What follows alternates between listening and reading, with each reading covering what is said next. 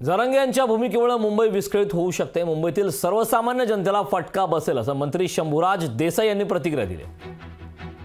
तर मंत्री शंभूराज देसाई यांनी मनोज जरांगे पाटील यांच्या या भूमिकेवरती आता प्रतिक्रिया दिली आहे। मुंबईतील सर्वसामान्य जनतेला असा फटका बसेल, जरांगेंच्या भूमिकेमुळे मुंबई विस्कळीत होऊ शकते असं देखील मंत्री शंभूराज देसाई यांनी म्हटलंय। सरकारला या ठिकाणी वेळ दिला गेला पाहिजे। जरांगे पाटील साहेबांनी सामंजस्याची भूमिका घेतली पाहिजे आणि मुंबईमध्ये एवढ्या मोठ्या संख्येने यात्रा काढून मुंबईमध्ये जाऊन मुंबईतल्या लोकांची गैरसोय होणार आहे आणि येणाऱ्या लोकांची गैरसोय होणार आहे।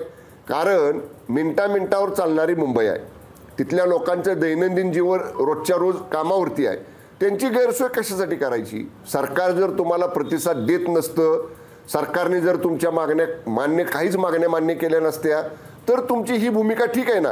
सरकार तुम्हाला सकारात्मक प्रतिसाद देते, फक्त सरकारची भूमिका हीच आहे की आम्हाला कायद्याच्या चौकटीत ते बसवायचं आहे। अजित